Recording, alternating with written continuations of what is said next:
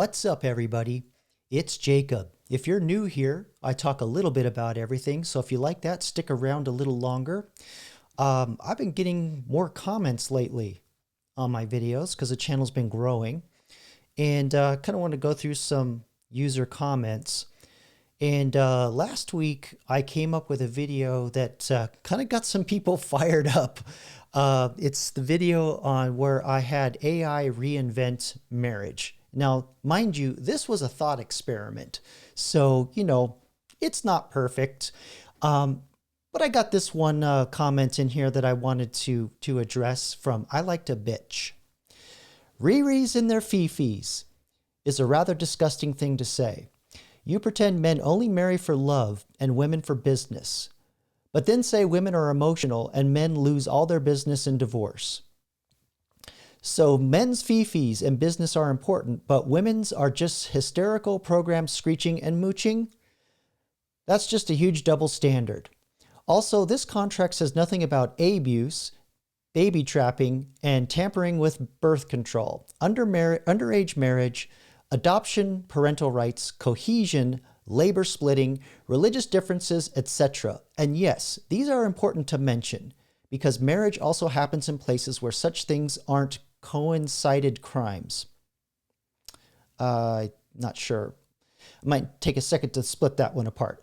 You seem to have a strong bias against women. Please consider that. Well, you certainly are living up to your name. This is a Manosphere channel. So yes, there are going to be some male perspectives on what is going on in society. So you kind of sound like either you're young, maybe still a little blue-pilled, you've never seen this kind of content before, or maybe you're a woman and you just want to complain. I don't know. But let's kind of break this apart a little bit. So this thing about pretending that men only marry for love and women for business, okay, look, it's not 100%, nothing's absolute, but there are tendencies. And if you look in the comments of a lot of Manosphere content, you will see this over and over and over, how the women behave in divorce, okay? So I'll show a comment later that will kind of explain more. And this thing where you start getting into where the contract is missing some things, like baby tampering, okay, or baby trapping, I'm sorry. It's not baby trapping when you're married, okay? So, if a woman's trying to baby trap you, you probably shouldn't be, sleeping around like a hua. And then tampering with birth control.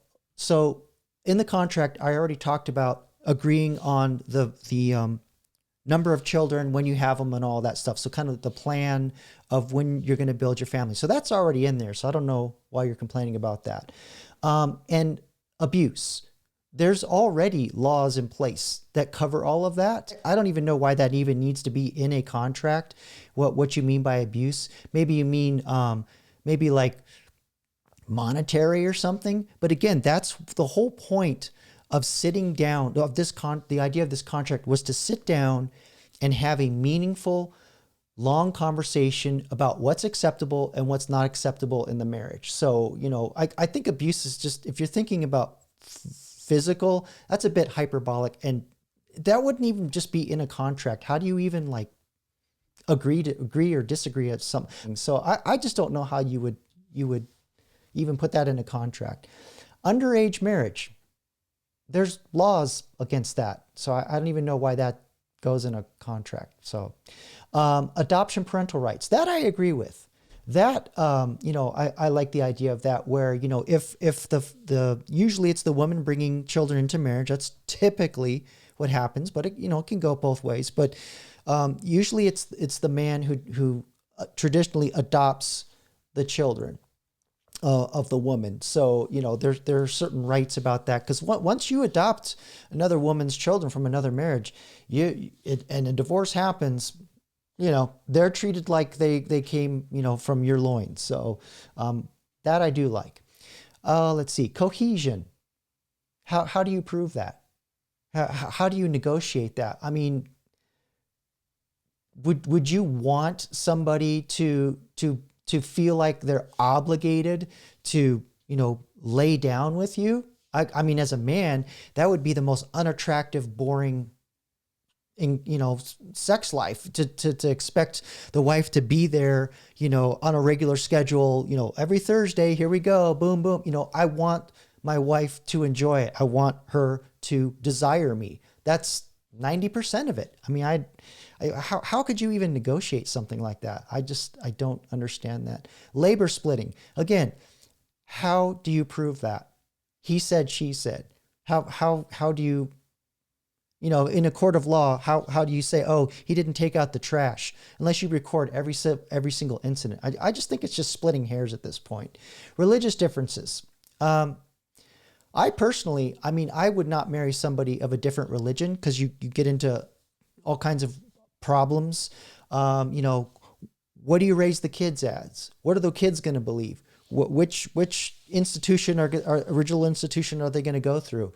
What tenets are you going to teach? The first several books of the Bible are common amongst Muslims and Jews and, a lot of the major religions. But what if it's somebody you're marrying who's a Hindu or a Buddhist, an atheist? So I would rather avoid all that messiness. But again, it boils down to, you sit down and you have a conversation. Some people probably don't even discuss what their religious beliefs are anymore. Or if both people aren't religious, what do you believe? It's the whole point of this thought experiment was to have people sit down and have a conversation. So, sorry you feel like I'm biased, but there's a lot of problems in our court systems. And I had another commenter come in, Rusty Rivers. He's a regular commenter, and he's been a mod on my live before. And he puts it perfectly. The bottom line with marriage, divorce, assets, child custody, it all comes down to one person, the family court judge. Judges can do anything they want: break the law, ignore the law, break contracts, ignore contracts. Until we change the dynamic in family court, nothing will ever really change. Personally, I would not mind if they switched it to a 12-person jury. See, offering solutions. I like that. That's what I like about Rusty. But if you kind of sound like you're new to Manosphere and Red Pill content, and it's just established that the family courts just absolutely destroy men. It's very biased against the male's assets, time, and resources. Just look at on my channel alone. Go look at the Gray Divorce videos. Look at Why I Will Never Get Married video. Why I Don't Date Over 50 video. It's all like cliche Manosphere, Red Pill reasons why men don't like the family courts, and kind of why it led me to creating this thought experiment of like, hey, everything's broken. Why don't I try and see if maybe AI can offer an interesting alternative? That's all this is. So, all right. So I had another comment in here, which kind of goes back to the cohesion thing. There should also be a segs clause to where if the segs drops below an agreed upon amount for a sustained period of time, the terms of the agreement can be accelerated by the person affected. I see what you're saying. And, a lot of marriages and relationships, they evolve to dead bedrooms. That's pretty much been my experience. All my cohorts that got married, all the bedrooms are dead, all of them. But how do you prove it? How do you prove it? How do you go to court and say, Your Honor, my wick ain't wet no more? How do you prove it? Like, do you have a sign-in sheet by the bed? I don't know. And frankly, I have a little problem with like codifying this, because again, I want my wife to be attracted to me. There's that aspect of like wanting the desire. That to me, that's like the largest part of it. And not just the physical act to like, clean the pipes. You know what I'm saying? Because if it were just about that, I would just, you know what I'm saying? But anyway, it's just one of those things where like, yeah, you could put it in the contract, but how do you prove it? I'd be interested to hear what you think, or if you have a solution or an idea for that. But, it's a he said, she said. How do you enforce that? Let's see. Oh, and two more comments. So again, no need to get married unless you plan to have children. Have a good prenup. So this is kind of where I am, where it's like, why get married if unless you're going to have children? Because I dated the longest, most serious relationship I had was actually midway through college into my early career. I had a very serious girlfriend for 7 years. But you know what? She was an atheist and she did not want to have children. So in the back of my mind, it was like, I'm not going to marry this woman. I'll never marry her. She doesn't want to give me a legacy, and her beliefs are very different. I mean, but she was an awesome person, a lot of fun, and it just didn't work out in the long run. Eventually she found, someone else. I don't even know if she had children, to be honest with you.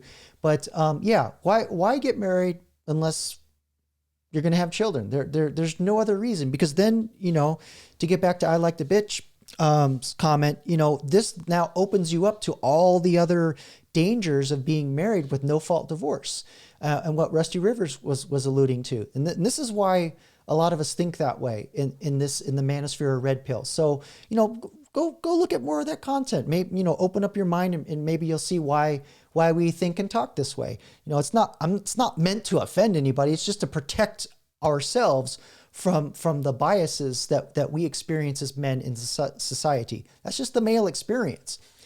And then of course, Raymond, he's always coming on with the pithy comments. Now ask AI where all the good women have gone. And I jokingly replied, I didn't want to risk bringing the energy grid down. But anyway, I just wanted to kind of show the different comments that have been coming and going through my channel now that it's getting bigger. If you like this kind of content, please like and subscribe. And until the next one, peace.